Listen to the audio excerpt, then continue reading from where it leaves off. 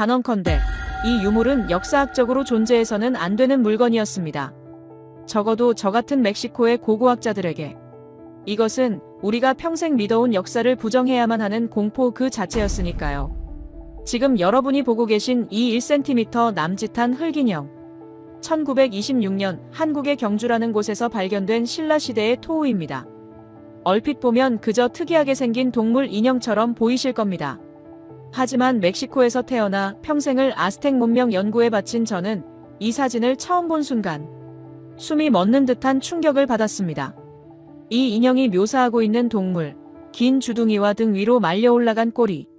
이것은 한국에는 단 한 번도 서식한 적이 없는 오직 지구 반대편 중남미 밀림에만 사는 큰 개미 합기이기 때문입니다.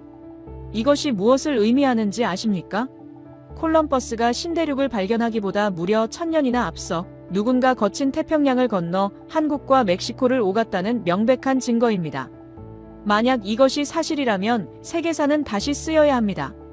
그리고 그 미스터리의 끝에는 멕시코인들이 신이라 불렀던 혹은 조상이라 불렀던 어떤 위대한 이방인들의 정체가 숨겨져 있었습니다. 오늘 제가 들려드릴 이야기는 단순한 우연에 관한 것이 아닙니다. 1000년의 시간과 1만 킬로미터의 거리를 뛰어넘어 저와 여러분의 핏줄 속에 흐르는 뜨거운 연결고리에 대한 고백입니다.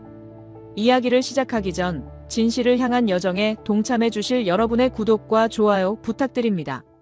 그 놀라운 진실을 마주하기 직전으로 시간을 되돌려 보겠습니다. 멕시코 국립인류학박물관의 관장실, 낡은 선풍기 소리만 돌아가던 그날의 정적으로 말이죠. 멕시코시티의 구도심, 스페인 정복자들이 남기고 간 육중한 석조 건물들 사이로 낡고 비좁은 골목이 이어집니다.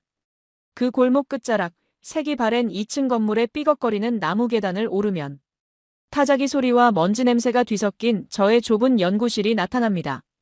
창문을 열면 멕시코시티 특유의 매캐한 매연과 거리의 악사들이 연주하는 마리아치 음악 소리, 그리고 타코 노점에서 피어오르는 구수한 옥수수 굽는 냄새가 섞여 들어오곤 합니다. 사방의 벽을 가득 채운 책장에는 아스텍과 마야, 잉카 문명에 관한 수천 권의 서적들이 켜켜이 쌓인 세월의 먼지를 뒤집어 쓴 채 꽂혀 있습니다. 그 책들 사이에서 저는 백발이 성성한 노인이 될 때까지 60년이 넘는 세월을 보냈습니다. 사람들은 제 이름 뒤에 을의 중남미, 고대사의 권위자 혹은 아스텍 문명 연구에 살아있는 역사라는 과분한 수식어를 붙여주곤 했지만 정작 저는 거울 속에 비친 제 모습에서 길을 잃은 늙은 탐험가의 초라함만을 발견할 뿐이었습니다. 솔직히 고백하자면 저는 아주 오래전부터 마음 한 구석이 텅 빈 것 같은 도저히 채워지지 않는 깊은 갈증과 허무함을 느끼고 있었습니다. 우리가 흙먼지를 뒤집어쓰며 파낸 수만 점의 유물들, 그리고 스페인 정복자들의 탐욕스러운 칼날 아래 무참히 파괴되고 간신히 남은 일부 기록들만으로는 도저히 설명되지 않는 거대한 역사적 공백이 존재했기 때문입니다. 아스텍의 건국 신화는 항상 정착이 아닌 이동에서 시작됩니다. 그들은 스스로를 아즈트란에서 온 사람들이라고 불렀습니다. 전설 속 그들의 고향 아즈트라는 흰색의 땅 혹은 해 뜨는 동쪽의 땅으로 묘사되어 있으며 그들은 그곳을 떠나 긴 유랑 끝에 멕시코 고원에 도착했다고 믿었습니다. 하지만 주류 서구학계에서는 이를 그저 원주민들의 허무맹랑한 신화나 집단적 망상일 뿐이라며 치부해버렸습니다. 기껏해야 미국 남서부의 사막 어디쯤일 것이라고 안일하게 추측할 뿐 단 한 번도 명확한 지리적 증거를 제시하지 못했죠. 저 역시 젊은 날의 열정을 바쳐 멕시코 전역을 이잡듯 뒤졌지만 마치 짙은 안개 속을 걷는 것처럼 손에 잡히는 진실은 단 하나도 없었습니다. 학자로서의 무력감, 그것이 저를 짓누르고 있던 그날 오후, 지구 반대편. 한국에서 온 한 노신사가 제 연구실의 문을 두드리기 전까지는 말입니다. 그날은 유난히 무더웠고 습도마저 높아 숨이 턱턱 막히는 날이었습니다. 천장에 매달린 낡은 선풍기는 덜덜거리는 금속성 소음을 내며 힘겹게 뜨거운 공기를 휘젓고 있었고 저는 졸음을 참으며 의미 없는 서류 더미를 뒤적이고 있었죠. 그때 똑똑하는 조심스럽지만 분명한 노크 소리가 들렸습니다. 문을 열고 들어온 사람은 동양인 중년 남성이었습니다. 그는 땀을 뻘뻘 흘리면서도 흐트러짐 없는 정장 차림이었고 두꺼운 뿔테 안경 너머로 보이는 눈빛만은 마치 먹이를 노리는 독수리처럼 형형하게 빛나고 있었습니다. 그는 서툰 스페인어와 영어를 섞어가며 자신을 한국에서 온 역사학자라고 소개했습니다. 박사님, 불쑥 찾아와 죄송합니다. 하지만 박사님의 저서를 읽고 밤잠을 설쳤습니다. 꼭 확인받고 싶은 것이 있어 비행기로 20시간을 날아왔습니다. 그의 목소리에는 절박함이 묻어 있었습니다. 처음에는 그저 동양의 어느 나라 학자가 멕시코 문명에 호기심을 갖고 찾아왔으려니 생각했습니다.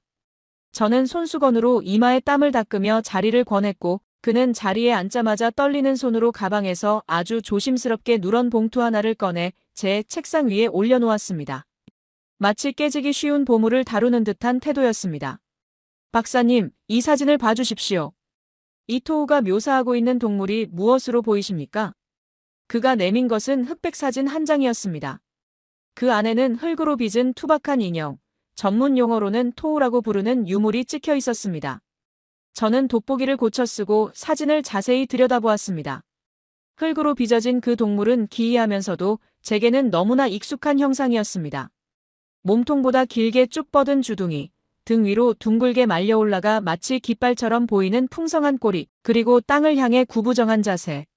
고고학자가 아닌 생물학자라도, 아니 멕시코의 시골 마을 아이들이라도 단번에 알아볼 수 있는 특징들이었습니다. 저는 별거 아니라는 듯 돋보기를 내려놓으며 가볍게 대답했습니다. 교과서에 실릴 만큼 전형적인 모습이군요. 이건 의심할 여지 없는 큰 개미학기입니다. 멕시코나 중남미 열대우림 지역에서만 서식하는 녀석이지요. 이 녀석의 긴 주둥이와 혀, 그리고 개미집을 파헤치기 위한 저 독특한 발톱 구조는 다른 어떤 동물과도 혼동할 수 없습니다. 그런데 이 유물이 멕시코 어느 유적지에서 나왔다는 겁니까? 베라크루스 해안가입니까? 아니면 유카탄 반도 밀림속입니까? 양식이 조금 낯설긴 하군요. 아스텍 초기 양식 같기도 하고. 제가 무심코 던진 질문에 한국인 교수는 마른 침을 꿀꺽 삼키며 제 눈을 똑바로 응시했습니다. 그의 눈가에는 묘한 긴장감과 기대감이 서려 있었습니다. 그리고 잠시 후 그의 입에서 나온 대답은 제 귀를 의심케 했습니다. 아니, 정확히 말하면 제 60년 학자 인생을 송두리째 부정하고 파괴하는 거대한 폭탄과도 같았습니다. 아닙니다, 박사님. 이것은 멕시코 땅에서 발굴된 것이 아닙니다. 1926년 한국의 경주라는 곳에서 발견된 신라 시대의 유물입니다. 지금으로부터 약 1500년 전 4세기에서 6세기 사이의 무덤에서 나온 것입니다. 순간 연구실의 공기가 차갑게 얼어붙는 것 같았습니다. 덜덜거리는 선풍기 소리도 창밖의 소음도 순식간에 사라지고 멍한 이명만이 귀를 때렸습니다. 저는 멍하니 그를 바라보다가 이내 헛웃음을 터뜨리며 손을 저었습니다. 이것은 학문적 농담치고는 너무 지나친 것이었습니다. 농담이 지나치시군요, 교수님. 진정하십시오. 한국과 멕시코는 태평양을 사이에 두고 1만 킬로미터 이상 떨어져 있습니다. 게다가 개미합기는 아시아 대륙, 특히 한반도에는 단 한 번도 서식한 적이 없는 동물입니다. 화석조차 발견된 적이 없어요. 동물원도 인터넷도 도감도 없던 1500년 전의 고대 한국인이 평생 보지도 못한 지구 반대편의 동물을 상상만으로 빚어냈다. 그것도 이렇게 정교하게.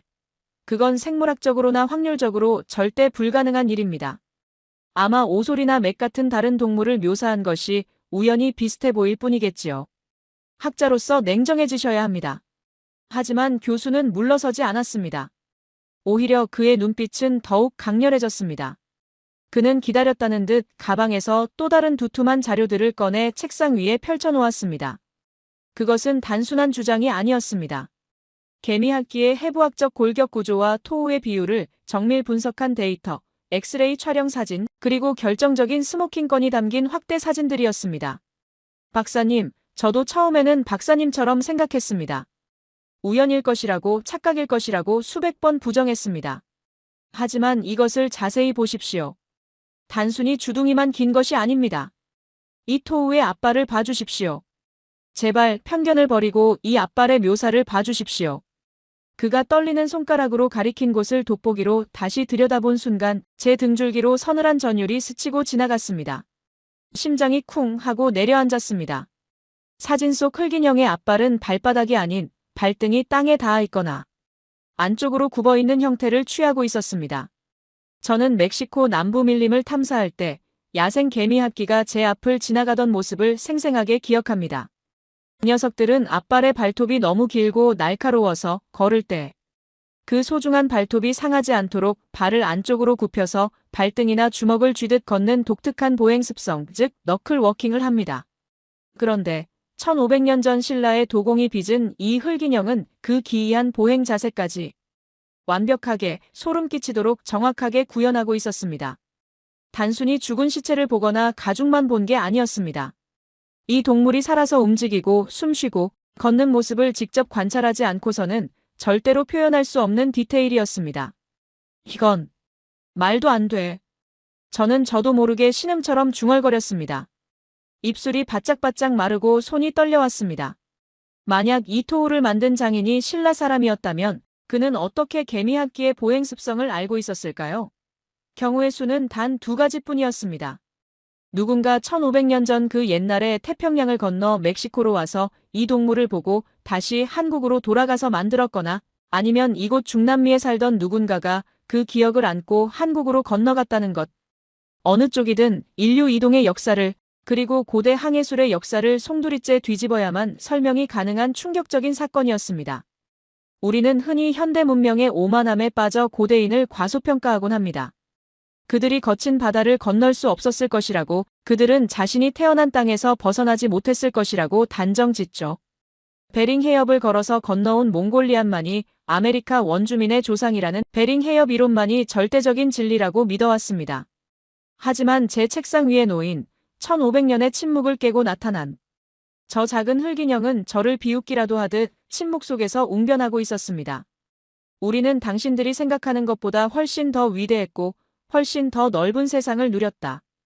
우리는 바다를 두려워하지 않았고 그 너머에 있는 형제들을 찾아갔다. 머릿속이 하얗게 변했습니다. 그동안 제가 연구했던 아스텍의 기록들, 해석되지 않았던 기이한 풍습들, 멕시코 원주민들의 언어 속에 남아있는 낯선 단어들이 파노라마처럼 스쳐 지나갔습니다. 나, 너, 우리. 멕시코 마야어와 한국어의 발음이 놀랍도록 유사하다는 언어학자들의 주장을 저는 그저 우연이라 비웃었었습니다. 아이를 낳으면 엉덩이에 푸른 점이 생기는 몽고 반점, 맷돌을 사용하는 방식, 실뜨기 놀이, 그리고 머리에 짐을 이고 나르는 여인들의 모습. 그 모든 우연들이 저 작은 개미핥기 인형 하나로 인해 필연의 거대한 퍼즐 조각으로 맞춰지기 시작한 것입니다. 그날 밤 저는 연구실을 떠나지 못했습니다. 한국인 교수가 두고 간 방대한 자료들을 밤새도록 뒤적이며 제 머릿속에 굳건히 서있던 서구 중심의 역사관이라는 거대한 벽이 와르르 무너져 내리는 소리를 들어야만 했습니다. 창밖에는 멕시코시티의 밤비가 거세게 쏟아지고 있었지만 제 가슴 속에서는 그보다 더 거친 폭풍우가 몰아치고 있었습니다. 1000년 전, 아니 그보다 훨씬 오래전, 거친 파도를 헤치고 서로를 찾아갔을 그들의 뜨거운 숨결이 느껴지는 듯 했습니다. 문득 멕시코 국립인류학박물관 지하 수장고. 깊숙한 곳에 보관되어 있는 용도를 알 수 없어 미분류로 남겨진 수많은 유물들이 떠올랐습니다. 어쩌면 그 해답이 인류가 잃어버린 그 연결고리의 열쇠가 지구 반대편 한국이라는 나라에 있을지도 모른다는 강한 확신이 들기 시작했습니다. 이것은 단순한 호기심이 아니었습니다. 죽음을 앞둔 늙은 학자에게 신이 허락한 마지막 기회이자 평생을 찾아 헤맨 질문에 대한 답을 얻을 수 있는 유일한 길, 거부할 수 없는 운명의 부름이었습니다. 다음 날 아침, 뜬 눈으로 밤을 지새워 창백해진 얼굴로 아침 해를 맞이한 저는 떨리는 손으로 전화기를 들었습니다. 수화기 너머로 잠이 덜 깬 박물관장의 목소리가 들려왔습니다. 관장님, 저입니다. 지금 당장 한국행 비행기 표를 끊어야겠습니다. 이유를 묻지 말아주십시오. 우리가 100년 동안 찾아 헤맨 아즈트란의 비밀이 엉뚱하게도 아시아의 작은 반도에 숨겨져 있었던 것 같습니다. 제 눈으로 직접 확인해야겠습니다. 그들이 정말 우리와 핏줄을 나눈 형제였는지 말입니다. 그렇게 저의 무모하고도 위대한 여정은 시작되었습니다. 멕시코의 늙은 고고학자가 한국이라는 낯선 땅을 밟게 된 이유는 관광도, 휴양도 아닌 바로 잃어버린 나의 뿌리를 찾기 위해서였습니다. 그리고 그 여정의 끝에서 저는 눈물 없이는 마주할 수 없는 우리 민족의 뜨겁고도 아픈 기억과 마주하게 됩니다. 20시간의 긴 비행 끝에 마주한 한국의 인천국제공항은 멕시코의 늙은 고고학자에게는 충격을 넘어선 경이로움 그 자체였습니다. 비행기 트랩을 내려서는 순간 멕시코시티의 매캐한 매연과는 차원이 다른 청량한 공기가 폐부 깊숙이 들어왔습니다. 입국장으로 향하는 길, 바닥은 마치 호수 위를 걷는 듯 티끌 하나 없이 투명하게 빛나고 있었고 돔 형태의 거대한 천장에서는 자연 채광이 쏟아져 들어오고 있었습니다. 저는 잠시 현기증을 느꼈습니다. 멕시코의 낡고 혼잡한 공항, 소매치기를 조심하라며 가방을 끌어안아야 했던 긴장감은 이곳에 존재하지 않았습니다. 모든 시스템은 물 흐르듯 완벽했고 제복을 입은 직원들의 눈빛에서는 규율과 동시에 이방인을 향한 따뜻한 배려가 묻어났습니다. 특히 저를 놀라게 한 것은 그 압도적인 기술력이 아니라 그 공간을 채우고 있는 사람들의 온도였습니다. 입국 심사대에서 서류를 찾지 못해 당황하고 있는 저에게 한 젊은 자원봉사자가 다가왔습니다. 그녀는 유창한 영어로 저를 안심시키며 마치 친할아버지를 대하듯 제 무거운 가방을 들어주었습니다. 웰컴 투 코리아 어르신. 여행이 피곤하셨죠? 그 수줍은 미소와 깍듯한 태도. 그것은 교육으로 만들어진 친절이 아니었습니다. 타인, 특히 연장자를 공경하는 것이 몸에 밴 문화적 유전자에서 나오는 본능적인 따뜻함이었습니다. 그 순간 저는 묘한 기시감을 느꼈습니다. 그것은 우리 멕시코의 깊은 산골 마을에서 낯선 이방인에게 갓 구운 옥수수빵을 나눠주며 밥은 먹었느냐고 묻던 원주민 할머니들의 선한 눈빛과 너무나도 닮아 있었기 때문입니다. 최첨단 미래 도시의 풍경 속에 가장 원시적이고 순수한 인류애가 공존하고 있는 나라. 저는 직감했습니다. 이 나라는 무언가 다르다고.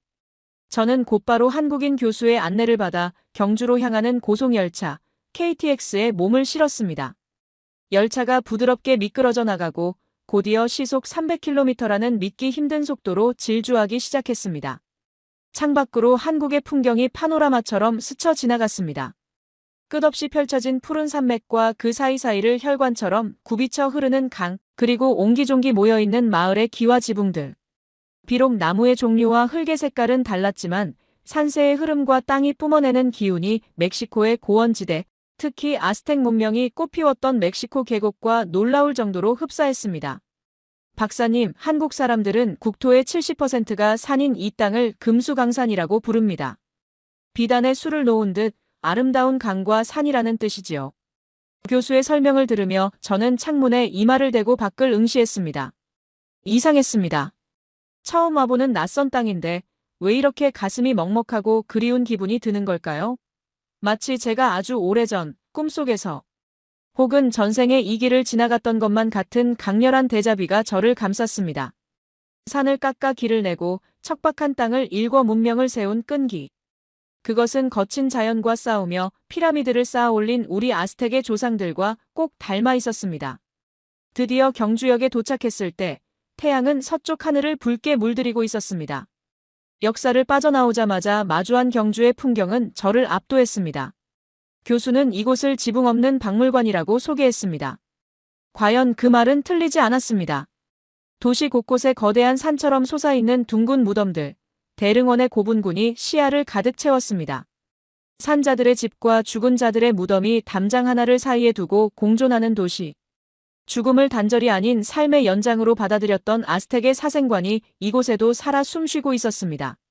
저 둥근 흙더미 아래 잠든 고대인들은 지금 어떤 꿈을 꾸고 있을까?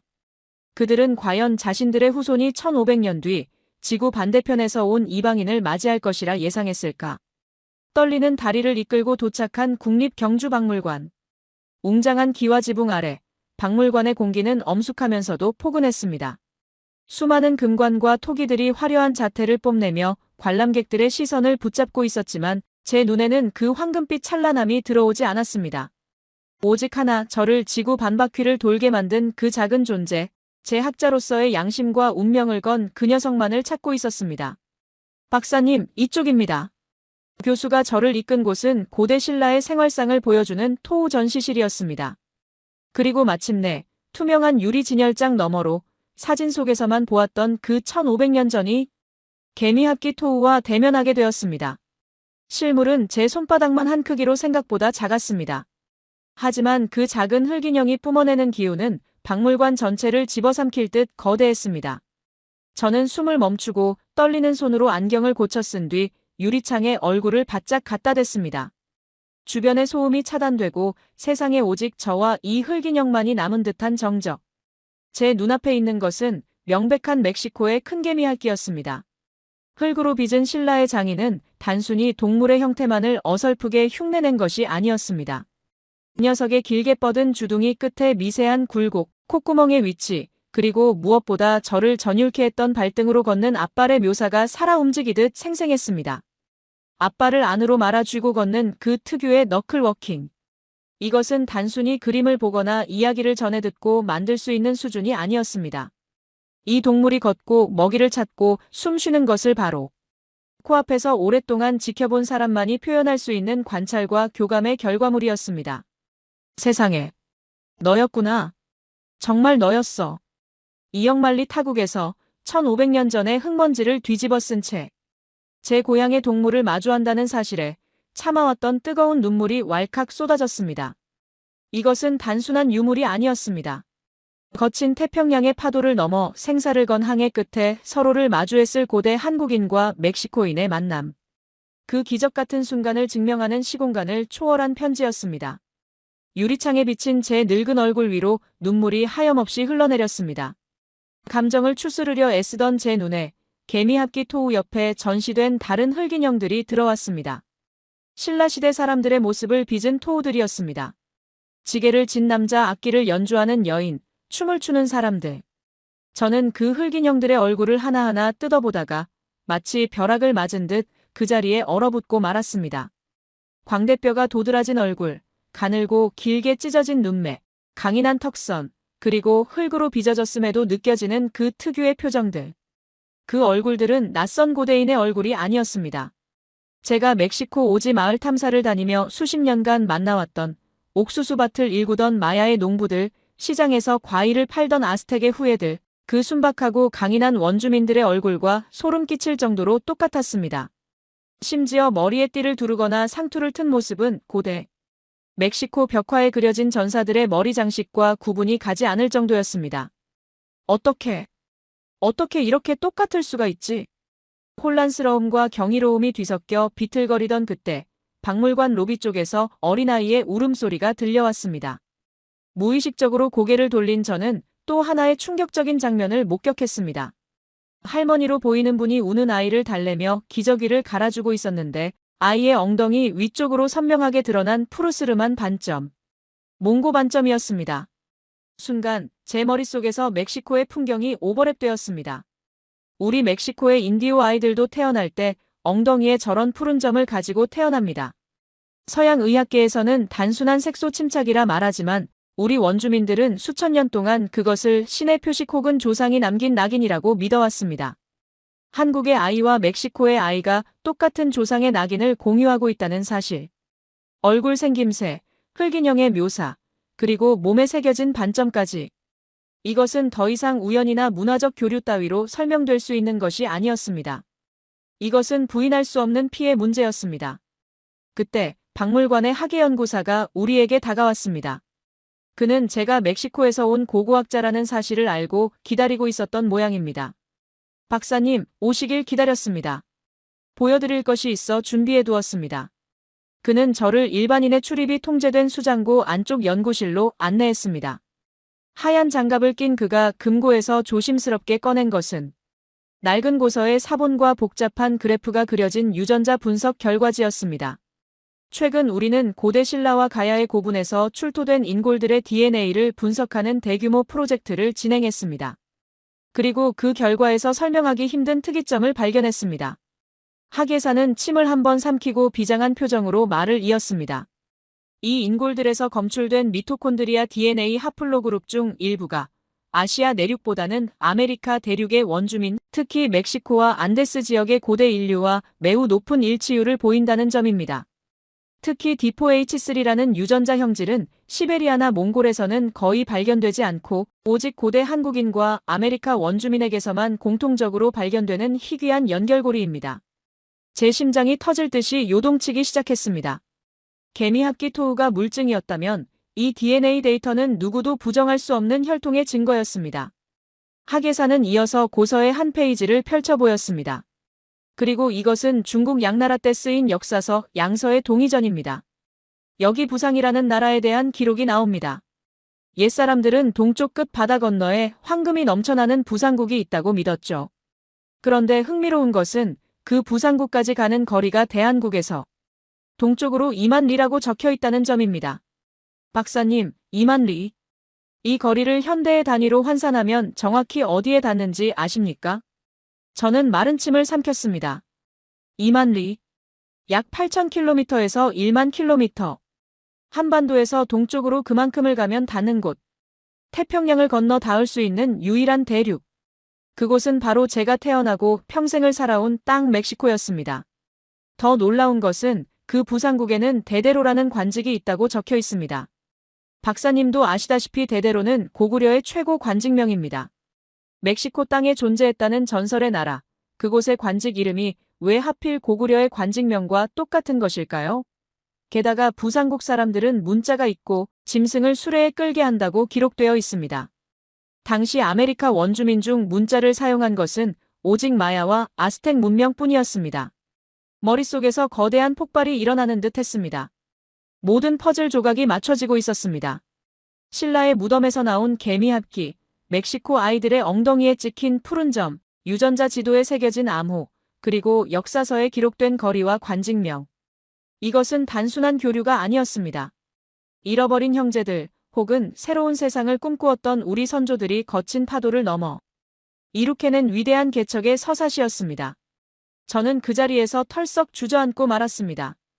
고고학자로서의 냉철한 이성은 마비되고 잃어버린 뿌리를 찾은 뜨거운 혈육의 정만이 가슴을 가득 채웠습니다. 60년 동안 찾아 헤맨 아즈트란이 바로 이곳 한반도에서 시작되었음을 뼈저리게 느꼈습니다. 하지만 감동에 젖어 있는 저에게 한국인 교수는 충격적인 한마디를 더 던졌습니다. 박사님, 여기서 무너지시면 안 됩니다. 이것은 시작에 불과합니다. 내일 우리는 서울로 올라가야 합니다. 그곳에는 박사님께서 멕시코에서 평생 궁금해하셨던 미스터리, 아스텍 제사장이 제물의식 때 사용했던 흑요석, 칼과 쌍둥이처럼 똑같은 물건이 박사님을 기다리고 있습니다. 저는 멍한 눈으로 그를 올려다보았습니다. 아스텍 제사장의 흑요석 칼? 설마 그것까지 한국에 있단 말인가? 도대체 이 나라는, 이 조용한 아침의 나라는 얼마나 많은 비밀을 품고 있는 것일까? 밤이 깊어가는 경주의 하늘 위로 1000년 전의 별들이 쏟아져 내리고 있었습니다. 그 별들은 마치 저에게 이제야 왔느냐, 나의 형제여라고 속삭이는 듯 했습니다. 경주에서의 충격이 채 가시기도 전에 저는 다시 서울로 향하는 열차에 몸을 실었습니다. 창밖으로 스쳐 지나가는 풍경이 고즈넉한 시골의 정겨움에서 거대한 마천루가 즐비한 메트로폴리스의 위용으로 바뀌는 데에는 그리 오랜 시간이 걸리지 않았습니다. 대한민국의 수도 서울. 그곳은 600년의 오래된 역사와 최첨단 문명이 숨가쁘게 교차하며 거대한 에너지를 뿜어내는 용광로와도 같았습니다. 서울역에 내려 택시를 타고 도심을 가로지르며 마주한 한강의 모습은 저에게 또 다른 기시감을 불러일으켰습니다. 강폭이 넓고 유유히 흐르는 그 거대한 물줄기를 보며 저는 문득 500년 전 스페인 정복자들이 들어오기 전 호수 위에 떠있던 아름다운 물의 도시 테노치티틀란, 즉 지금의 멕시코시티의 옛 모습을 떠올렸습니다. 물을 다스리고 물과 함께 살아갔던 우리 조상들의 지혜가 이 땅의 사람들에게도 똑같이 흐르고 있다는 사실이 낯선 도시임에도 불구하고 묘한 안도감을 주었습니다. 우리가 도착한 곳은 서울의 한 대학교 박물관이었습니다. 경주의 국립박물관이 국가의 위엄과 역사의 무게를 보여주는 곳이었다면 이곳은 좀 더 은밀하고 치열한 학문적 열기가 감도는 곳이었습니다.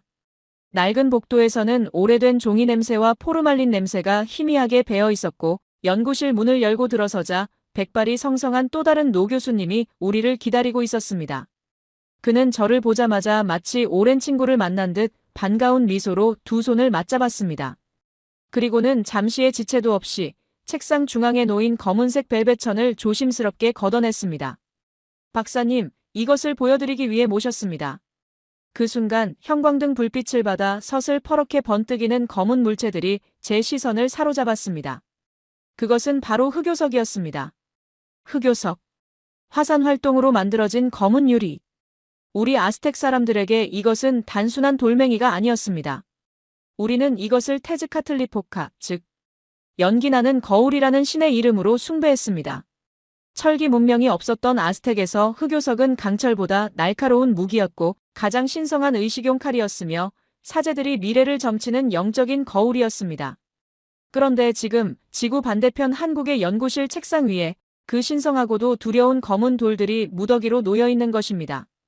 저는 떨리는 손으로 흰 장갑을 끼고 흑요석 조각 하나를 집어들었습니다. 손끝에 닿는 그 차가우면서도 매끄러운 감촉, 그리고 베일 듯 날카롭게 벼려진 날의 각도. 그것은 제가 멕시코 피라미드 발굴 현장에서 수없이 만져보았던 바로 그 느낌이었습니다.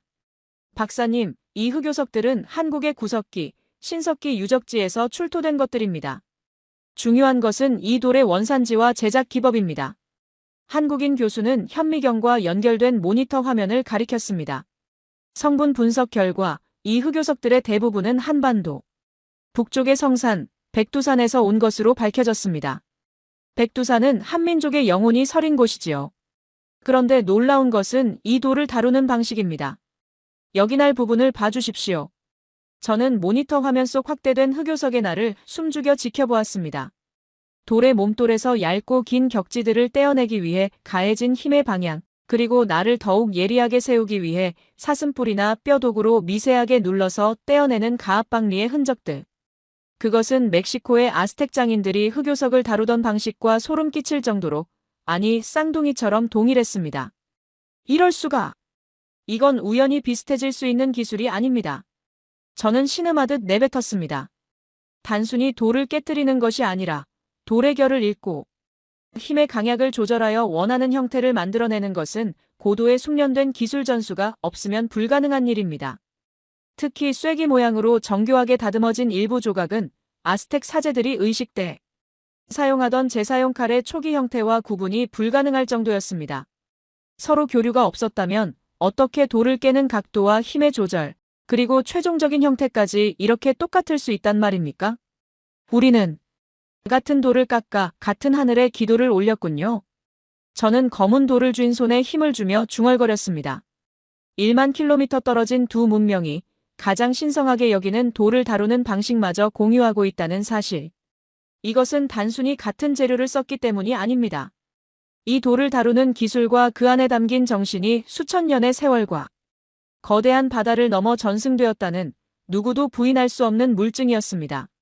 하지만 충격은 차가운 돌에서 끝나지 않았습니다. 점심 식사를 위해 들른 허름하지만 활기찬 식당에서 저는 제 혀와 귀를 의심케 하는 뜨거운 경험을 하게 되었습니다. 한국인 교수는 저에게 김치찌개라는 붉은 국물 요리를 대접했습니다. 뚝배기에서 용암처럼 보글보글 끓어오르는 붉은 국물. 매콤하면서도 시큼한 향기가 코끝을 찔렀습니다. 조심스럽게 한 숟가락을 떠서 입에 넣는 순간 강렬한 매운맛과 함께 깊고 진한 감칠맛이 입안 가득 폭죽처럼 터졌습니다. 그것은 낯선 이국 음식의 맛이 아니었습니다. 멕시코 사람들이 아플 때나 기쁠 때나 찾아 먹는 칠리. 수프, 그 영혼을 울리는 얼큰한 매운맛과 너무나 닮아 있었습니다. 눈물이 핑 돌 정도로 맵지만 숟가락을 놓을 수 없는 중독성. 땀을 흘리며 뜨거운 국물을 삼키자 뱃속 깊은 곳에서부터 뜨거운 기운이 올라왔습니다. 박사님, 너무 맵지 않으십니까? 교수가 걱정스레 물었지만 저는 땀을 닦으며 고개를 저었습니다. 아니요, 전혀요. 마치 어머니가 해주신 고향의 맛 같습니다. 멕시코에서도 우리는 이렇게 고추를 사랑합니다. 고추는 원래 중남미가 원산지라고 알려져 있습니다. 그런데 지구 반대편의 한국인들은 마치 태초부터 고추를 먹어온 사람들처럼 이 붉은 열매를 사랑하고 심지어 발효시켜 고추장과 김치를 만들어 매 끼니 먹습니다. 전 세계에서 매운맛을 이토록 즐기고 발효 음식을 통해 자연의 시간을 섭취하는 민족이 한국과 멕시코 말고 또 어디에 있을까요? 이것은 단순한 입맛의 일치가 아니라 척박한 환경을 이겨내기 위해 매운맛으로 몸을 데우고 에너지를 얻으려 했던 생존 본능의 공유였습니다. 식사가 무르익을 무렵 교수는 냅킨에 펜으로 몇 가지 단어를 적어 보여주었습니다.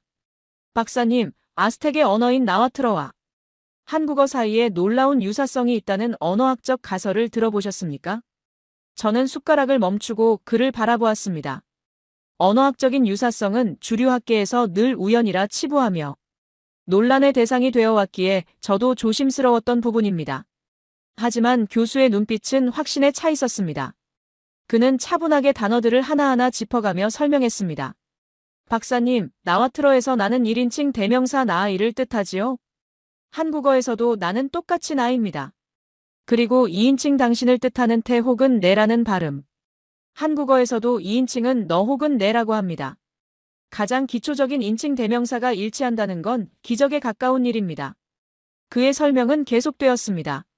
무엇보다 흥미로운 것은 돌을 뜻하는 단어입니다. 나와트러로 돌은 테틀이지요? 한국어의 고어에서 돌이나 바위를 뜻하는 단어 중에는 독 혹은 돌이 있습니다. 꽃을 뜻하는 쇼치틀은 한국어의 꽃과 발음의 울림이 비슷합니다. 그리고 가장 결정적인 것, 아버지를 뜻하는 나와트러 타틀리 혹은 부족에 따라 아파치라고도 하는데 이는 한국어의 아빠 아버지와 너무나 흡사합니다. 그가 나열하는 단어 하나하나가 제 귓가에 쟁쟁하게 울렸습니다. 단순히 발음이 비슷한 것이 아니었습니다. 그 단어가 품고 있는 정서가 같았습니다. 집을 뜻하는 칼리, 한국어의 고을이나 마을을 뜻하는 고을 혹은 가. 바람을 뜻하는 에카틀과 한국어의 옛말 아이 혹은 바람소리. 저는 식당의 시끄러운 소음 속에서 잠시 눈을 감았습니다. 1500년 전, 아니 그보다 더 먼 옛날, 베링 해협이 빙판을 건너거나 태평양의 해류를 타고 이동하던 우리 조상들이 서로를 부르던 목소리가 들리는 듯 했습니다. 나, 너, 우리 아빠, 꽃, 돌. 그들은 낯선 땅 멕시코에 도착해서도 고향의 말을 잊지 않았던 것입니다. 언어는 영혼의 집이라고 했습니다. 우리가 비록 생김새는 세월에 따라 조금 달라지고 사는 곳은 멀어졌지만 우리 영혼이 거주하는 집의 기둥은 같은 나무로 지어졌음을, 그리고 같은 소리로 서로를 불렀음을 깨닫는 순간이었습니다. 입안의 매운맛과 귓가의 낯익은 단어들이 어우러져 저는 난생 처음 온 서울의 식당에서 완벽한 귀향을 경험하고 있었습니다. 식사를 마치고 나온 우리는 서울의 한 고궁 근처 인사동 거리를 걷게 되었습니다. 그곳에서 저는 제 눈을 의심케 하는 또 하나의 조형물을 마주했습니다. 긴 장대 위에 나무로 깎은 새가 앉아있는 형상.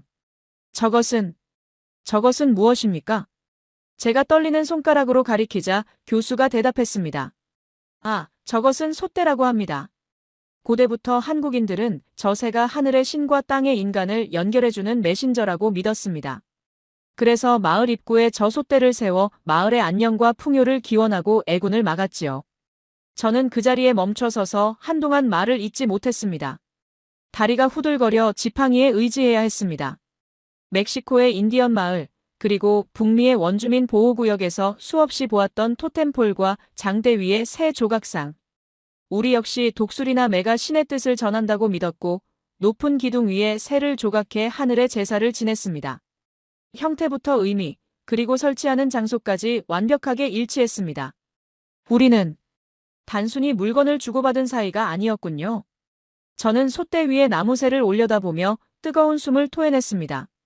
우리는 같은 돌을 깎았고 같은 맛을 즐겼으며 같은 말로 가족을 불렀고 결정적으로 같은 신을 섬기며 같은 방식으로 기도했던 영혼의 쌍둥이였습니다. 서울의 빌딩 숲 사이로 불어오는 바람이 솥대 위에 새를 흔들었습니다. 그 새가 저를 내려다보며 이제야 알겠느냐, 내가 어디서 왔는지라고 묻는 것 같았습니다. 흑요석, 언어, 식문화, 그리고 신앙까지. 이 모든 증거가 하나의 진실을 가리키고 있었습니다. 하지만 이 모든 감동 뒤에는 아직 풀리지 않은, 그리고 가장 중요하고도 아픈 의문이 거대한 파도처럼 밀려왔습니다. 도대체 왜 그들은 그토록 위험한 바다를 건너야만 했을까? 무엇이 그들을 정든 고향에서 떠나 다시는 돌아올 수 없는 미지의 땅으로 내몰았을까? 그리고 그들은 어떻게 나침반도 GPS도 없이 그 망망대해 태평양을 건너 멕시코까지 올 수 있었을까? 그날 밤 호텔로 돌아온 저에게 교수는 낡은 지도 한 장을 펼쳐 보였습니다. 그 지도에는 한반도 동해안을 따라 흐르는 해류와 태평양을 가로지르는 거대한 물길, 그리고 고래의 이동 경로가 그려져 있었습니다. 박사님, 내일은 우리가 이 미스터리의 마지막 퍼즐을 맞추러 가야 할 곳이 있습니다. 그곳은 바다입니다. 울산이라는 곳에 가면 수천 년 전 우리 조상들이 거대한 바위에 새겨놓은 항해 일지가 남아 있습니다.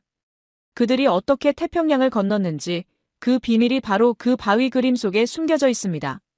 고래, 바다의 신, 그리고 잊힌 항로 쿠로시오 해류. 제 심장은 다시 한번 격렬하게 뛰기 시작했습니다. 이것은 단순한 역사 탐방이 아니라 잃어버린 인류의 대서사실을 복원하는, 그리고 제 자신의 존재 이유를 증명하는 위대한 여정의 클라이맥스를 향해 가고 있었습니다. 서울에서의 놀라운 발견들을 가슴에 품은 채 우리는 한반도의 동남쪽 끝자락, 울산으로 향하는 여정에 올랐습니다.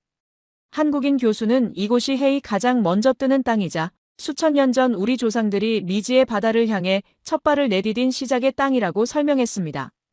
차창 밖으로 대한민국의 산업화된 도시 풍경이 물러나고 어느새 끝없이 펼쳐진 동해 바다가 그 웅장한 모습을 드러내기 시작했습니다. 짙푸른 잉크를 풀어놓은 듯 깊고 검푸른 바다. 파도는 하얀 포마를 일으키며 거칠게 갯바위를 때리고 있었습니다. 그 바다는 제가 멕시코의 서쪽 해안, 칼리포르니아에서 보았던 그 광활하고 두려운 태평양의 물결과 놀랍도록 닮아 있었습니다. 저 수평선 너머 어딘가에 제 고향 멕시코가 있다는 생각에 가슴이 먹먹해졌습니다. 저 바다는 우리를 영원히 갈라놓은 잔인한 장벽이 아니라 사실은 우리를 이어주던 가장 넓고 오래된 고속도로였던 것입니다. 우리가 도착한 곳은 울산 울주군의 깊은 계곡, 대곡천변이었습니다. 문명의 소음이 차단된 고요한 숲길. 차에서 내려 흙길을 밟으며 걸어 들어가는 동안 저는 알 수 없는 엄숙함에 압도되었습니다. 바람에 스치우는 대나무 숲의 소리, 맑게 흐르는 계곡 물소리, 그리고 코끝을 스치는 젖은 흙내음. 그것은 마치 고대의 시간으로 들어가는 터널을 통과하는 기분이었습니다. 한참을 걸어 들어가자 드디어 시야가 트이며 마치 거대한 병풍처럼 깎아지른 절벽이 우리 앞을 가로막았습니다. 바로 유네스코 세계문화유산 등재를 앞두고 있다는 반고대 암각화였습니다. 오후의 햇살이 절벽면을 비추자 숨겨져 있던 수천 년 전의 그림들이 마법처럼 하나둘씩 떠오르기 시작했습니다. 교수는 고성능 망원경을 저에게 건네며 떨리는 목소리로 절벽의 표면을 가리켰습니다. 박사님, 저 바위를 보십시오. 저것은 단순한 낙서나 주술적인 그림이 아닙니다. 7,000년 전 문자가 없던 시절의 인류가 돌 위에 남긴 가장 거대하고 정밀한 해양 백과사전이자 그들의 생사를 기록한 항해 일지입니다. 저는 망원경 렌즈를 통해 바위 표면을 들여다보았습니다. 초점을 맞추는 순간 저는 헉하고 숨을 멈출 수밖에 없었습니다. 거대한 절벽 가득히 수백 마리의 동물들이 새겨져 있었는데 그 주인공은 다름 아닌 고래였습니다. 등을 구부린 고래, 새끼를 업은 고래, 물을 뿜는 고래, 배를 뒤집고 죽은 고래. 그것은 마치 바닷속 풍경을 그대로 돌 위에 옮겨놓은 듯한 장관이었습니다. 하지만 저를 진정으로 전율케 한 것은 고래의 종류였습니다. 저것은 저 특징적인 등 모양과 수염. 귀신고래, 그레이 웨일 아닙니까? 제 입에서 탄성이 터져나왔습니다. 귀신고래. 몸에 따개비가 붙어있고 회색 얼룩이 특징인 이 고래는 현재 멕시코의 칼리포르니아 반도로 이동해 새끼를 낳고 겨울을 나는 바로 그 고래입니다. 멕시코 사람들에게 어머니의 고래라고 불리며 신성시되는 이 녀석들이 지구 반대편 한국의 깊은 산속 바위에 수십 마리나, 그것도 아주 구체적으로 새겨져 있는 것입니다. 정확하게 보셨습니다, 박사님. 한국계 귀신고래라고 불리는 이 녀석들은 여름에는 한반도와 오호츠크해에서 풍부한 먹이 활동을 하고 겨울이 되면 따뜻한 멕시코 해안으로 무려 1만 킬로미터를 이동해 번식을 합니다. 고대인들은 이 고래들의 이동 경로를 정확히 알고 있었던 것입니다. 교수의 설명은 제 머릿속에서 번개처럼 번뜩이는 영감을 주었습니다. 그동안 학계의 미스터리였던 질문, 나침반도, 지도도 없던 고대인들이 어떻게 망망대해를 건넜을까? 에 대한 답이 바로 눈앞에 있었습니다. 그 비결은 바로 고래였습니다. 그들은 무모하게 바다로 뛰어든 것이 아니었군요. 저는 중얼거렸습니다. 그들은 계절에 따라 이동하는 거대한 고래떼를 살아있는 내비게이션 삼아 그 뒤를 쫓았던 것입니다. 고래가 가는 길에는 반드시 먹이가 있고 고래가 멈추는 곳에는 반드시 육지가 있다는 것을 그들은 본능적으로 그리고 수천 년의 경험으로 알고 있었던 것입니다. 1만 킬로미터의 대장정. 고래가 숨을 쉬러 올라올 때마다 뿜어내는 물기둥은 그들에게 등대였고 고래의 울음소리는 그들의 나침반이었습니다. 저는 다시 망원경으로 바위의 다른 부분을 샅샅이 살폈습니다. 그곳에는 더욱 충격적인 그림이 새겨져 있었습니다. 10여 명의 사람이 탄 길쭉한 배가 고래를 향해 작사를 던지는 장면이었습니다. 배의 선수와 선미가 높게 들린 모양은 멕시코 원주민들이 사용하던 카누와 흡사했고, 여러 사람이 일사불란하게 호흡을 맞춰 노를 젓는 역동적인 모습은 그들이 이미 고도의 항해술과 조직력을 갖춘 해양 문명이었음을 증명하고 있었습니다. 이들은 단순히 해안가에서 조개를 줍던 사람들이 아니었습니다.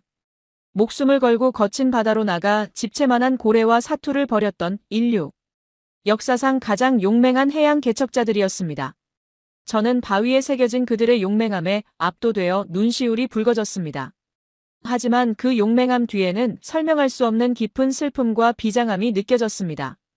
도대체 왜 그들은 이토록 위험한 바다로 돌아올 기약도 없는 먼 길을 떠나야만 했을까? 단순히 고래를 잡기 위해서였을까? 아니면 전쟁에 패하거나 전염병을 피해 더 이상 물러설 곳이 없는 절벽 끝에서 살기 위해 바다로 뛰어든 것일까? 교수는 바위 앞 강가에 앉아 흐르는 물을 바라보며 조용히 입을 열었습니다. 박사님, 한국의 정서에는 한이라는 독특한 단어가 있습니다. 번역하기 힘들지만 굳이 설명하자면 깊은 슬픔과 원망, 그리고 그것을 사귀고 승화시키려는 끈기가 뒤섞인 마음입니다. 고대 국가들이 멸망하고 삶의 터전을 잃은 유민들은 살기 위해 혹은 자유를 위해 목숨을 걸고 바다로 나갔을 것입니다. 마치 박사님이 평생 연구하신 아즈트란의 전설, 새로운 땅을 찾아 떠난 사람들처럼 말이죠. 그 말을 듣는 순간 제 귓가에 멕시코 원주민들의 오래된 노래가 환청처럼 들려왔습니다. 우리의 전통 민요들은 항상 구슬프고 애절한 단조의 가락을 띠고 있습니다. 잃어버린 고향을 그리워하고 고달픈 유랑의 길을 위로하는 가사들. 멕시코인들이 눈물을 흘리며 부르는 시엘리토린도의 그 애절한 후렴구는 한국인들이 부른다는 아리랑이 주는 그 가슴 저린 느낌과 너무나 닮아 있었습니다. 아리랑, 아리랑, 아라리요. 나를 버리고 가시는 님은. 그 가사가 1500년 전 흔들리는 좁은 배에 몸을 싣고 끝없는 수평선을 바라보며 불렀을 우리 조상들의 노래였음을 저는 뼈저리게 느꼈습니다. 고래떼를 따라가면 언젠가는 새로운 땅이 나올 것이라는 희미한 희망 하나로 추위와 공포에 떠는 아이들을 품에 안고 불렀을 그 노래. 그 멜로디가 태평양의 파도를 타고 넘어가 멕시코의 밀림 속에서 변형되고 구전되어 온 것입니다. 해가 서산으로 넘어가고 대곡천의 물결 위로 붉은 노을이 피처럼 번졌습니다. 저는 바위에 새겨진 배 그림을 마치 조상의 얼굴인 양어로 만지며 흐느꼈습니다. 당신들은 도망친 것이 아니었군요. 포기한 것도 아니었군요. 우리를 살리기 위해, 새로운 세상을 열기 위해 가장 위대한 항해를 시작한 것이었군요.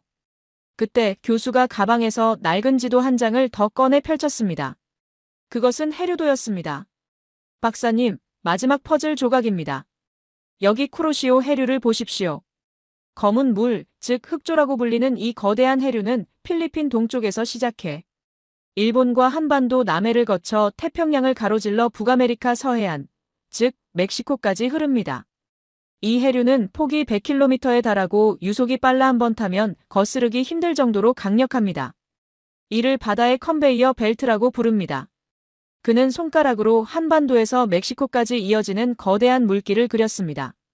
우리 조상들은 고래를 따라가다 이 거대한 흐름에 올라탔을 것입니다. 의도했든 의도하지 않았든 이 해류는 그들을 멕시코라는 약속의 땅으로 데려다 주었습니다. 1960년대에 실험한 결과 뗏목을 타고 이 해류에 몸을 맡기면 약 3, 4개월 만에 아메리카 대륙에 닿을 수 있다는 것이 증명되기도 했지요. 모든 의문이 풀렸습니다. 1500년의 미스터리, 그 불가능해 보였던 항해는 우연이 아닌 필연이었고 기적이 아닌 과학이었습니다. 고래가 길을 안내하고 쿠로시오 해류가 배를 밀어주었으며 가슴속에 품은 한과 희망이라는 두 개의 돛이 그들을 이끌었습니다. 그들은 바다의 지배자이자 진정한 글로벌 개척자였습니다. 우리는 숙소로 돌아오는 차 안에서 오랫동안 아무 말도 할 수 없었습니다. 차창 밖으로 보이는 동해의 밤바다 위에는 오징어잡이 배들의 불빛이 별처럼 총총히 떠 있었습니다.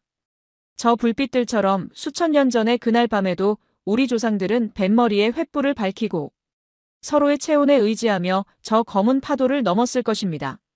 호텔 로비에 도착했을 때 교수가 문득 심각한 표정으로 저를 바라보았습니다. 그의 눈빛에는 망설임과 비장함이 교차하고 있었습니다. 박사님, 이제 우리의 여정도 끝이 보입니다. 내일은 마지막으로 이 모든 증거들을 종합하여 한국의 학계와 언론에 박사님의 발견을 공식적으로 알리는 자리가 마련되어 있습니다. 하지만 그 전에 꼭 확인해드리고 싶은 어쩌면 박사님 개인에게 가장 충격적이고도 중요할지도 모를 마지막 비밀이 하나 남아 있습니다. 저는 긴장감에 마른 침을 삼켰습니다. 가장 중요한 마지막 비밀. 개미합기 토우, 흑요석, DNA, 암각화. 이보다 더 중요한 것이 남아있단 말인가? 그것은 바로 박사님의 성씨에 관한 것입니다. 제 이름. 말씀입니까? 네, 박사님의 성은 손이시지요. 멕시코에서는 흔하지 않은, 하지만 박사님 가문 대대로 내려오는 긍지 높은 성씨라고 들었습니다.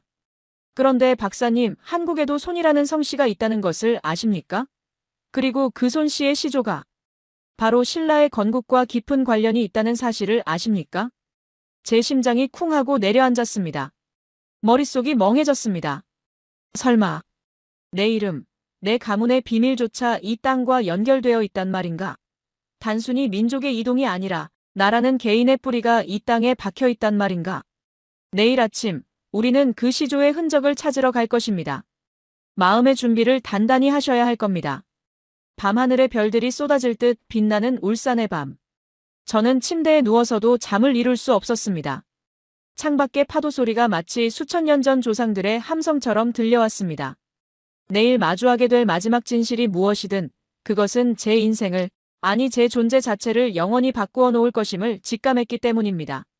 나는 누구인가? 나는 어디서 왔는가? 평생을 괴롭혀온 그 질문의 답이 내일 드디어 밝혀집니다. 울산에서의 그 밤, 저는 단 한숨도 이룰 수 없었습니다.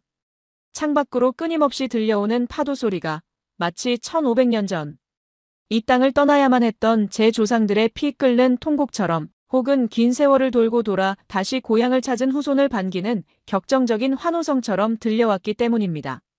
그 밤의 파도는 제 심장 박동과 공명하며 제 영혼 깊은 곳에 잠들어 있던 원초적인 기억을 두드려 깨우고 있었습니다. 날이 밝자마자 우리는 다시 경주로 향했습니다. 하지만 이번 목적지는 화려한 유물이 전시된 박물관이 아니었습니다. 한국인 교수는 비장한 표정으로 아무 말 없이 저를 차에 태우고 새벽 안개가 자욱하게 내려앉은 경주의 깊은 소나무 숲길을 달렸습니다. 차 안의 공기는 무거웠고 저의 긴장된 숨소리만이 그 정적을 메우고 있었습니다. 우리가 도착한 곳은 경주 양동마을 인근의 한 오래된 사당 앞이었습니다. 수백 년의 세월을 견뎌온 거대한 은행나무가 사당을 호위하듯 지키고 있었고, 그 뒤로는 굽이치는 기와 지붕들이 마치 용의 등뼈처럼 고즈넉하게 자리 잡고 있었습니다. 젖은 흙냄새와 오래된 나무 향기가 뒤섞인 그곳의 공기는 멕시코의 피라미드 신전에서 느꼈던 것과는 또 다른 아주 차분하고도 엄숙한 기운을 품고 있었습니다. 교수는 차에서 내려 옷매무새를 단정히 한 뒤 저를 향해 정중히 말했습니다. 박사님, 이곳은 신라의 개국 공신이자 경주 손씨의 시조이신 구레마 대인을 모신 성역입니다. 신라가 건국되기 전 이 땅에는 6개의 촌락이 있었는데 그중 무산 대수촌을 다스리던 촌장님이 바로 박사님과 같은 성씨를 가진 손씨의 시조가 되셨습니다. 저는 떨리는 다리를 지팡이에 의지하며 사당의 소슬대문을 넘어섰습니다. 향냄새가 은은하게 퍼지는 그곳, 경절사의 현판 아래에는 검은 칠을 한 위패들이 모셔져 있었고 그 옆에는 비단으로 감싼 두꺼운 책 한 권이 놓여 있었습니다. 교수는 떨리는 손으로 그 책을 조심스럽게 펼쳤습니다. 그것은 족보라고 불리는 한국 가문의 혈통과 역사를 기록한 생명의 책이었습니다. 박사님, 멕시코에서 대대로 물려받은 박사님의 성손이 단순히 스페인어의 파생어가 아닐 수 있다는 생각을 해보셨습니까? 1500년 전 문자가 없는 낯선 땅. 멕시코로 건너간 우리 조상들은 비록 글자는 잃어버렸을지언정 소리로만은 자신들의 정체성을 지키려 했을 것입니다. 아스텍이나 마야의 언어 속에 한국어의 흔적이 화석처럼 남아있듯 박사님의 가문이 수백 년간 목숨처럼 지켜온 그 이름 속에 역사의 마지막 비밀이 숨겨져 있을지도 모릅니다. 교수는 족보의 첫 페이지에 적힌 붉은 한자 손을 가리켰습니다. 그 글자를 보는 순간 제 머릿속에서 섬광 같은 기억이 스쳐 지나갔습니다. 아주 어릴 적 멕시코의 할아버지가 돌아가시기 직전 제 고사리 같은 손을 꼭 잡고 남기셨던 유품 하나가 떠올랐습니다. 낡은 가죽 주머니 속에 들어있던 녹슨 청동 조각. 할아버지는 그것이 우리의 근본을 잊지 말라는 부적이라며 절대 잃어버리지 말라고 신신당부하셨습니다. 저는 그저 가문의 문장이라고만 생각했는데 그 청동 조각에 음각으로 새겨져 있던 기이한 문양이 바로 지금 제 눈앞에 있는 족보의 글자, 손과 너무나 흡사했습니다. 아니, 그것은 흡사한 정도가 아니라 완벽하게 일치하는 필체였습니다. 아, 하느님. 저는 다리에 힘이 풀려 그 자리에 주저앉고 말았습니다. 지팡이가 바닥에 떨어져 뒹굴었지만 주워들 생각조차 할 수 없었습니다. 60년 동안 남의 나라 역사인 줄 알고 파헤쳤던 멕시코의 고대 문명, 그 흙더미 속에서 제가 그토록 처절하게 찾으려 했던 것이 결국은 나 자신의 뿌리였다니. 1500년 전 전쟁의 참화인지 정치적 박해인지 알 수 없는 이유로 정든 고향을 떠나 거친 바다를 건너야 했던 나의 직계조상. 그가 멕시코라는 낯선 땅에 도착해 밀림을 개척하고 피라미드를 쌓으면서도 죽는 순간까지 자식들에게 물려주려 했던 유산은 황금도 보석도 아닌 바로 손이라는 이름 한 글자였습니다. 제가 바로 그 후손입니까? 1500년 만에 돌아온 길 잃은 탕아입니까? 눈물이 멈추지 않고 흘러내려 낡은 마룻바닥을 적셨습니다. 가슴속 깊은 곳에서 뜨거운 덩어리가 치밀어 올라와 저는 어린아이처럼 엉엉 소리 내어 울었습니다. 그것은 슬픔의 눈물이 아니었습니다. 평생을 이방인처럼 겉돌며 느꼈던 지독한 외로움, 그 근원을 알 수 없었던 영혼의 갈증이 일순간에 해소되는 환희의 눈물이었습니다. 교수는 조용히 제 어깨를 감싸 안으며 나지막이 말했습니다. 박사님은 탕아가 아닙니다. 박사님은 역사의 증인이자 가장 위대한 개척자의 자랑스러운 후손입니다. 당신의 조상들은 바다를 건너 찬란한 아스텍과 마야 문명을 꽃피웠고 박사님은 이제 그 잊힌 기억을 되찾아 다시 고향으로 돌아오신 겁니다. 이것은 단순한 방문이 아닙니다. 귀향입니다. 1500년 만에 완벽한 귀향입니다. 저는 위패 앞에 엎드려 한국식으로 가장 큰 절을 올렸습니다. 차가운 마룻바닥의 감촉이 이마에 닿는 순간 온몸에 전율이 흘렀습니다. 마치 땅속 깊은 곳에서 조상들의 따뜻한 손길이 올라와 제 지친 어깨를 토닥여주는 것 같았습니다. 고생했다. 잊지 않고 찾아와 주어서 고맙다. 내 아들아, 내 손자야. 이제 편히 쉬어라. 하는 그들의 목소리가 귓가에 들리는 듯 했습니다. 저는 더 이상 멕시코의 늙은 고고학자 손 박사가 아니었습니다. 저는 자랑스러운 신라의 후예, 경주손 가문의 핏줄이었습니다. 그날 오후, 우리는 서울로 올라와 전 세계 기자들이 모인 기자회견장에 섰습니다.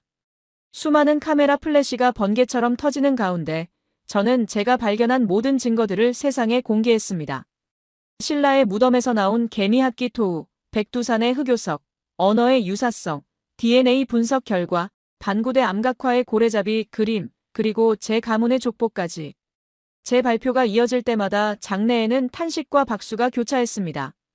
저는 원고를 내려놓고 떨리는 목소리로 마지막 연설을 시작했습니다. 여러분, 우리는 남남이 아닙니다. 저 거대한 태평양은 우리를 가로막는 장벽이 아니라 우리를 이어주는 탯줄이었습니다. 멕시코와 한국, 우리는 1500년의 시간을 넘어 다시 만난 형제입니다. 나의 조상들은 살기 위해 떠났지만 나는 기억하기 위해 돌아왔습니다. 오늘 이 자리는 한 개인의 뿌리찾기가 아니라 잃어버린 인류의 절반을 되찾는 역사적인 순간입니다. 제 목소리가 마이크를 통해 울려 퍼질 때 회견장에 있던 한국인들의 눈시울도 붉어졌습니다. 그들은 저를 낯선 외국인이 아닌 전쟁통에 잃어버린 가족을 기적적으로 되찾은 듯 따뜻하고 애틋한 눈빛으로 바라봐 주었습니다. 그 눈빛 속에서 저는 확신했습니다. 이 위대한 발견이 단순히 학술적인 가설로 끝나는 것이 아니라 두 나라, 아니 두 문명을 잇는 새로운 다리가 될 것임을 말입니다. 모든 일정을 마치고 멕시코로 돌아가는 날, 인천공항의 출국장 앞. 처음 도착했을 때와는 전혀 다른 공기가 저를 감쌌습니다. 그때는 낯선 이국 땅의 차가움이었지만 지금은 마치 어머니의 품에서 떨어져 다시 먼 유학. 길을 떠나는 아들의 아쉬움이 가득했습니다. 한국인 교수는 제 손을 꼭 잡고 놓지 못하며 마지막 작별 인사를 건넸습니다. 박사님, 아니 형님. 부디 건강하십시오. 형님이 밝혀낸 이 진실이 교과서에 실리고 세상의 상식이 되는 그날까지 제가 이 땅에서 계속 싸우겠습니다. 형님은 혼자가 아닙니다. 고맙습니다. 내 평생의 은인입니다. 내 몸은 비록 멕시코로 돌아가지만 내 영혼의 반쪽은 이곳 대한민국에 내 아버지의 땅 경주에 영원히 두고 갑니다. 비행기가 이륙하고 창밖으로 멀어지는 한반도의 땅을 내려다보았습니다. 굽이치는 산맥과 강, 그리고 그 땅을 일구며 살아가는 사람들. 이제는 압니다. 저 땅이 나에게 어떤 의미인지. 그리고 우리 멕시코 인디오들의 가슴 속에 왜 그토록 뜨거운 한과 정의, 그리고 매운맛을 사랑하는 열정이 흐르고 있는지. 구름 사이로 보이는 한반도의 지형이 마치 웅크린 호랑이처럼 혹은 바다로 뛰어들려는 고래처럼 보였습니다. 멕시코시티의 연구실로 돌아온 저는 더 이상 예전의 무기력하고 고독한 노인이 아닙니다. 제 책상 위에는 이제 아스텍의 유물과 함께 한국에서 가져온 작은 복제품 개미핥기, 토우, 그리고 제 이름이 적힌 족보 사본이 가장 잘 보이는 곳에 놓여 있습니다. 저는 매일 아침 그것들을 어루만지며 새로운 원고를 집필합니다. 서구 열강에 의해 왜곡되고 끊어졌던 우리 민족의 대이동, 그 위대하고 처절했던 역사를 복원하는 일. 그것이 저에게 남은 마지막 소명이자 저를 이곳까지 이끌어준 조상들에 대한 예우일 것입니다. 제 이야기는 여기까지입니다. 1500년 전 작은 배에 몸을 싣고 거친 운명에 맞서 바다를 건넜던 그들을, 이름도 없이 낯선 땅에서 쓰러져간 그들을 부디 기억해 주십시오. 그리고 지금 여러분 곁에 있는 혹은 지구 반대편에 있는 낯선 이가 사실은 당신과 가장 가까운 형제일 수도 있다는 사실을 잊지 말아 주십시오. 역사는 기록하는 자의 것이 아니라 기억하는 자의 것입니다. 저 멕시코의 늙은 고고학자 손 박사가 평생을 바쳐 찾아낸 이 진실이 여러분의 가슴 속에 작은 불씨가 되어 타오르기를 간절히 소망합니다.